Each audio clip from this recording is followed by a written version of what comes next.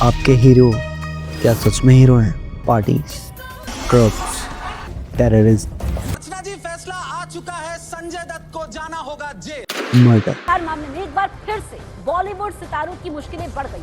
ये चड्डी बेचते, ये दारू बेचते। Are you ready for the good times? विमल, बोलो जुबान के। एक्टर होता वही है जो सबसे अच्छा झूठ बोल सके। सबसे अच्छी तरह से झूठ बोलने वाला इंसान सबसे बड़ा एक्टर कहलाता है। वाह क्या एक्टिंग कर रहा है। कई लोग स्टारडम, पैसा, पारिस को देखकर बॉलीवुड या कहें फिल्म इंडस्ट्री की तरफ रुख कर लेते। ये तारों से चमकती हुई दुनिया, क्या इस रंगीन दुनिया के पीछे की सच्चाई आपको पता है? ऐसे कई सारे राज है बॉलीवुड के जिस पे आज हम पर्दा हटाएंगे। इस बॉलीवुड में तो पिक्चरें सिर्फ 3 वजह से चलती हैं। फिल्में सिर्फ 3 चीज़ों की वजह से चलती है: एंटरटेनमेंट, एंटरटेनमेंट, एंटरटेनमेंट। और मैं एंटरटेनमेंट हूँ। और ऐसे सीक्रेट बॉलीवुड के कि आपका नजरिया बदल जाएगा बॉलीवुड को देखने का। तो देवियों सज्जनों, अपनी सीट पर ही बैठ जाएं और चलिए शुरू करते हैं। भारत में नाटकों का एक पुराना इतिहास रहा है। आज जिस नए युग के सिनेमा को आप जानते हैं वो इसी से प्रेरित होकर बना है। नाट्य शास्त्र की रचना भारत मुनि ने ही की थी और भारत मुनि को ही भारतीय साहित्य में नाटक को लिखने वालों में से एक कहा जाता है। नाट्य शास्त्र में सिर्फ नाटक के बारे में ही नहीं बल्कि म्यूजिक, डांस, एक्टिंग से जुड़ी भी बहुत सारी जानकारी दी गई है। भारतीयों के जीवन में कहानियां आ रही है, जैसे दादी नानी की कहानियां, और हमारे शास्त्रों में जैसे रामायण, महाभारत जैसे ग्रंथों का आज भी वर्चस्व बरकरार है। आज भी देश के कई हिस्सों में कई कलाकार श्री राम जी और रावण की भूमिका निभाते नजर आ जाएंगे। पहले शास्त्र और ग्रंथ इसलिए प्रकाशित किए जाते थे, इसलिए उनका प्रचार किया जाता था ताकि लोग गलत संगत में न जाएं, कोई ऐसी गलत काम न करे जिससे उनके और उनके परिवार की समाज में इज्जत खराब हो।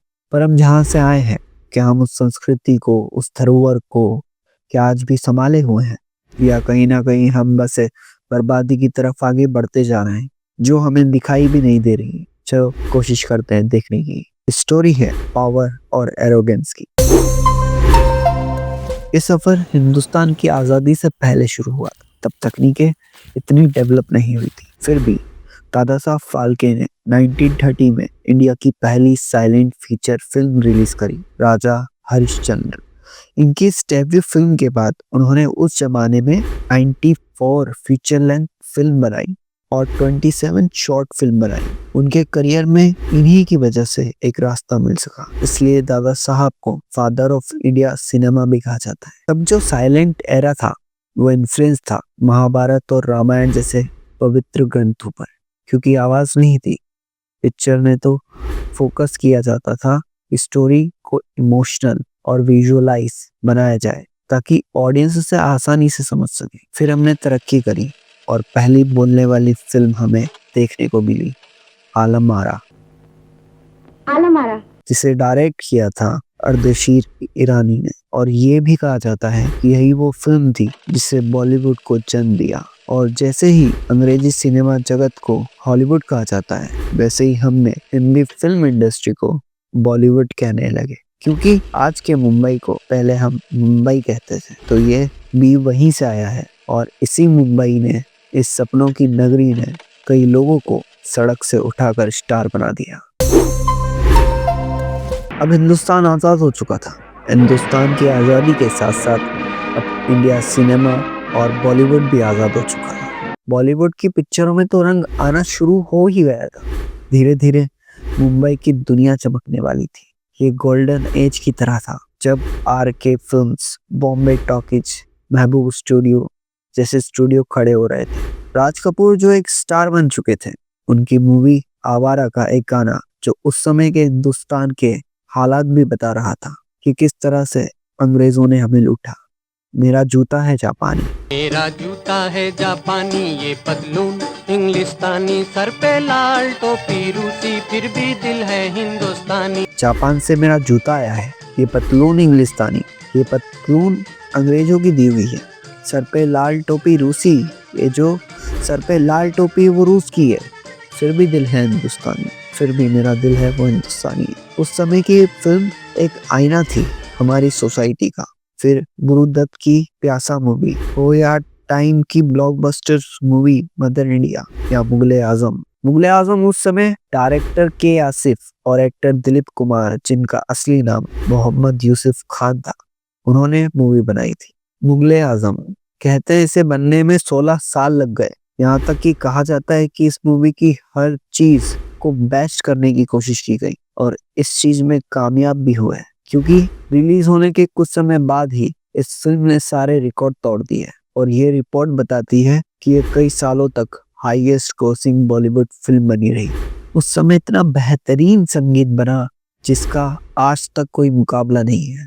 अगर आपको यकीन नहीं होता तो कभी आप अपनी फैमिली या फ्रेंड्स के साथ अंताक्षरी खेलना और उन गानों को नोट करना, तो ज्यादातर आप लोग गाते हैं।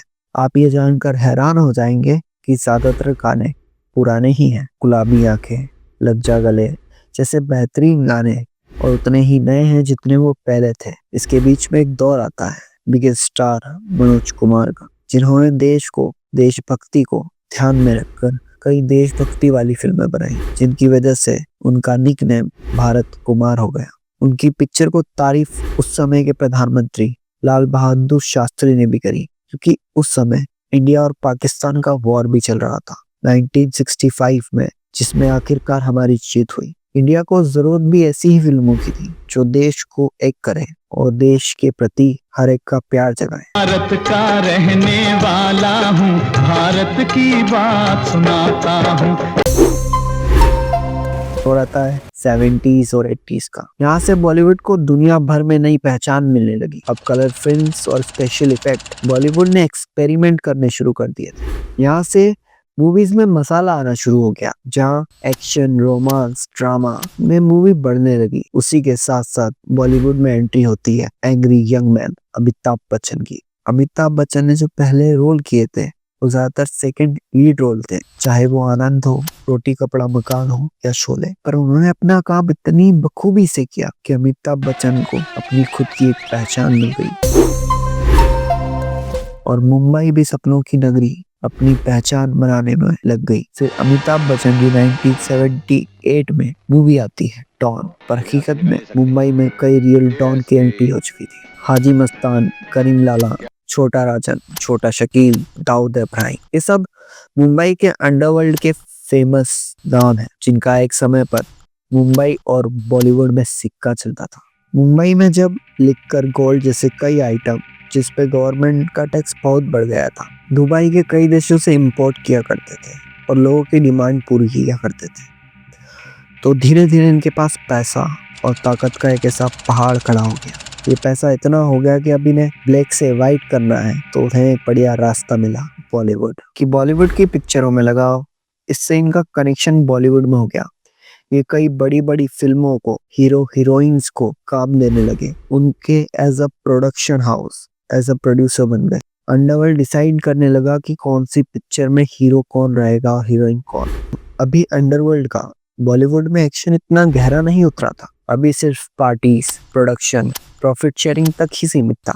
बहुत जल्द ये अंडरवर्ल्ड का खेल खूनी खेल होने वाला था, जब मुंबई की गलियों में गोलियों की आवाज आम होने वाली थी। पावर और एरोगेंस की वो स्टोरी जिसमें पूरा बॉलीवुड भी समाने वाला। अब खेल पार्टीज, प्रोडक्शन, प्रॉफिट शेयरिंग से बढ़कर ड्रग्स, टेररिज्म और मर्डर तक पहुंचने वाला था। बात है 90s की। 90s में मल्टीप्लेक्स कल्चर बढ़ रहा था। उसी के साथ साथ इंडिया ग्लोबलाइजेशन की तरफ आगे बढ़ रहा था। वहीं इंडिया की फिल्म इंडस्ट्री में भी रोमांस, एक्शन, थ्रिलर की महक आने लगी थी, जहाँ शाहरुख खान, सलमान खान, आमिर खान, संजय दत्त जैसे स्टार अपने नए अंदाज में एक नया क्रेज ऑडियंस के बीच बढ़ा रहे थे। दूसरी तरफ अंडरवर्ल्ड का डर भी, उनकी प्रेजेंस भी बॉलीवुड में बढ़ती जा रही थी। अर्ली 70s में बॉलीवुड लार्जेस्ट फिल्म प्रोडक्शन का एक सेंटर बन गया था। बॉलीवुड इंडस्ट्री बड़ी हो रही थी, बॉलीवुड के हीरोज के पास पैसा आ रहा था और इधर अंडरवर्ल्ड भी बड़ा हो रहा था। हाजी मस्तान जैसे गैंगस्टर अब कॉन्ट्रैक्ट किलिंग, एक्सटॉर्शन और मनी लॉन्ड्रिंग जैसे काम करने शुरू कर दिए। उनका फोकस अब बॉलीवुड में प्रॉफिट शेयरिंग को हटाकर उससे ऊपर हो गया। वहीं हाजी मस्तान जैसे डॉन की गर्लफ्रेंड और फिर वाइफ भी बॉलीवुड की खूबसूरत हीरोइन बन गई, सोना मस्तान मिर्जा, जिनका असली नाम शहजहाँ बेगम था। इन्होंने कई बॉलीवुड की लो बजट मूवी करी है। हाजी मस्तान ने अपना बॉलीवुड में नाम किया, एक धमक, एक वर्चस्व बना लिया था। फिर इंदिरा गांधी ने इमरजेंसी लगा दी और जेल में डाल दिया हाजी मस्तान को, और हाजी मस्तान ने अपनी एक पॉलिटिकल पार्टी स्टार्ट करी, पर वो ज्यादा कामयाब नहीं रही और फिर एक हार्ट अटैक से उनकी मौत हो गई। पर दूसरी तरफ इन्हीं मुंबई की गलियों में एक और नाम गूंजने वाला था, एक पुलिस कांस्टेबल का बेटा दाऊद इब्राहिम। एक चोरी से शुरू हुई दाऊद इब्राहिम की कहानी पुलिस का ये खबरी कब एक आतंक का साम्राज्य बनने वाला था, ऐसा तांडव रचने वाला था जिसकी गूंज मुंबई की गलियों गलियों में सुनने को मिलेगी। पूरा मुंबई, पूरा बॉलीवुड, पूरा हिंदुस्तान तक कांपने वाला था। पुलिस का खबरी बन के दाऊद ने अपने रास्ते में आने वाले हर कांटे को साफ कर दिया। फिर उस तख्त पर खुद जाकर बैठ गया जिस पे पहले कभी हाजी मस्तान, करीम लाला जैसे गैंगस्टर का राज था। और फिर जब अपने पास पावर और पैसा आ जाता है तो प्यार भी अपनी मंजिल ढूंढ ही लेता है। दाऊद इब्राहिम को प्यार हो गया बॉलीवुड की कई एक्ट्रेस से, जिसमें से एक तो आज भी मिसिंग है। इन 90s में बॉलीवुड हैवीली इंफ्लुएंस था अंडरवर्ल्ड से, जहां अंडरवर्ल्ड इंडस्ट्री के बहुत सारे एक्सपेक्ट कंट्रोल कर रहा था। बॉलीवुड की एक्ट्रेस मंदाकिनी, जिसे आप राम तेरी गंगा मैली से जानते हैं, उनका एक पैशनेट रिलेशनशिप रहा था दाऊद इब्राहिम के साथ। कुछ का मानना है कि दाऊद ने उन्हें धमकाया था और डरा के अपना बनाया था। वहीं कई लोगों का करियर बनाने में भी इन डॉन्स का हाथ था, तो कई का करियर तबाह करने में भी। मंदाकिनी के बाद अनीता अयूब, जो कि पाकिस्तान से बॉलीवुड में आई थी, कुछ फिल्में आने के बाद उनका रिलेशन सामने आया दाऊद के साथ। यह अफेयर पब्लिक जब हुआ जब प्रोड्यूसर जावेद सिद्दीकी की गोली मारकर हत्या कर दी गई, और दाऊद ने इसकी जिम्मेदारी भी। ह्यूमर्स का मानना है कि जावेद सिद्दीकी की हत्या इसलिए की गई क्योंकि उन्होंने अनीता अयूब को फिल्म में लेने से मना कर दिया था। इस तरह दाऊद का आतंक था बॉलीवुड इंडस्ट्री में, अगर आपने मना किया तो आप मरे। और भी गैंगस्टर थे जिनका कनेक्शन बॉलीवुड एक्ट्रेस के साथ था, जैसे एक्ट्रेस मोनिका बेदी, जिन्हें अंडरवर्ल्ड डॉन अब्बू सालेम के रिलेशन पाए गए। इनका रिलेशन तब सामने आया जब दोनों 2002 में पुर्तगाल गए थे और वहाँ जाली दस्तावेजों के साथ पकड़ाए।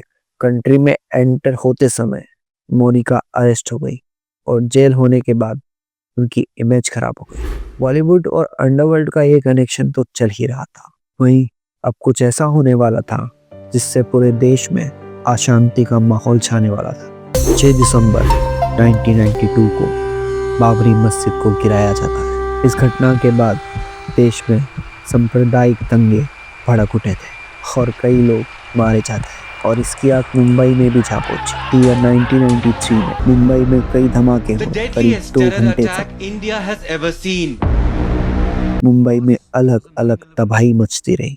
इन धमाकों में 257 लोग मारे गए और 700 से ज्यादा लोग घायल हो गए। इन ब्लास्ट का मास्टरमाइंड था दाऊद इब्राहिम। अयोध्या के विवादित ढांचे को ढाए जाने के बाद पाकिस्तान को इसका बदला लेना था, और एस हुसैन जैदी की बुक ब्लैक फ्राइडे के मुताबिक मुस्लिम महिलाओं ने दाऊद को डिब्बे में चूड़ियां रख रख कर भेजी, जिससे दाऊद भड़क गया और उसने अपनी गैंग को मुंबई की बर्बादी का आदेश दे दिया। सबसे पहले उसने अपने लोगों को चुना और उन्हें दुबई के रास्ते पाकिस्तान भेजकर ट्रेनिंग दिलवाई, और अपने नेटवर्क का इस्तेमाल करके अरब सागर से विस्फोटक मुंबई पहुंचवाए। इसमें उसका साथ दिया अब्बू सालेम, याकूब मनन, ताहिर मर्चेंट और कई और अपराधी, इसमें एक नाम शामिल था संजय दत्त।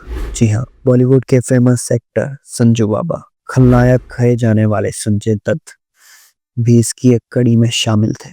उन पे इल्जाम था कि आर्म और हाथ गोले उनके पास पाए गए थे। उन्होंने आर्म्स डर के कारण रखे थे पर उन्हें सजा मिली, और संजय दत्त ने ये खुद कबूला था कि उन्होंने अनीस इब्राहिम, दाऊद के भाई, को कॉल करके हथियार मांगे थे, और संजय दत्त के घर से वेपन भी रिकवर हुए। हालांकि पूरा केस चला 100 लोगों को सजा हुई, जिसमें 5 साल की सजा संजय दत्त को भी हुई। संजय दत्त ने अपनी सजा तो पूरी कर ली, पर यह आपको भी पता है, ऐसे लोग जो टेररिस्ट एक्टिविटी में इन्वॉल्व रहते हैं अपनी एक विलन जैसी छवि बनाकर दुनिया के सामने पेश करते हैं, और हम कॉमन पीपल बिना सोचे समझे जब इन्हें स्टार बना देते हैं तो क्या होता है। ये बिल्लू सांडा है जो इन्फ्लुएंस्ड है खलनायक मूवी से। खलनायक देखे जी। तो क्या संजय दत्त बनना चाहते हैं? संजय दत्त ही हूँ जी। ये रियल लाइफ खलनायक है। 10 अक्टूबर रात के 10 बजे मैं आउट, बंदोबस्त करके रखना। 10 अक्टूबर रात के 10 बजे बल्लू तुम्हारी जेल से फरार। इस पे मर्डर और फिरौती के केस दर्ज है। बल्लू संजय फैन हूँ संजय के सर में। ये तो सिर्फ कुछ चीजें हैं जो बॉलीवुड आपको सिखा रहा है, क्योंकि हम इन्हें फॉलो करते हैं। अब 2 रुपए में, क्योंकि मर्दानगी की नीलामी 98 में नहीं होती है भैया। अपने हीरोज को, अपने स्टार्स को हम इतना महान बना देते हैं, और ये लोग कामयाब हैं हम। पान बाहर पहचान कामयाबी की आपका इस्तेमाल करते हैं अपने प्रॉफिट्स के लिए। इन्हें फर्क नहीं पड़ता कि कौन बिल्लू सांडा बन जाएगा या कौन गुटखा खाना शुरू कर देगा। In culture में if someone sings जुबान Kesari, how does your brain process it? It's okay, it Enjoy doesn't it. matter, yeah.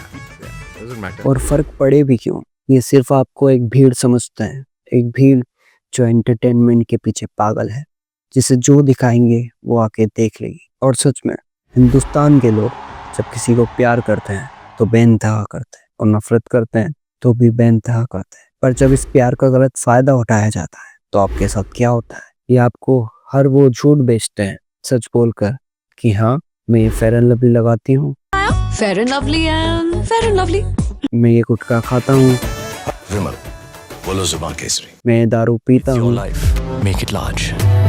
आप भी पियो, ऐसा कुछ करो। आप ऐसा क्यों नहीं करते? आपकी जिंदगी खराब है। ये आपको इन्फ्लुएंस करते हैं, आपको बताते हैं कि आपकी जिंदगी में बहुत कमियां हैं, पर हकीकत में दोस्त यू आर द स्टार। आपने अपनी जिंदगी में जितना स्ट्रगल किया है ना, कई लोग उतने में ही मर जाते हैं, और मैं आपको ये विश्वास दिलाता हूँ कि आप कामयाब जरूर होंगे।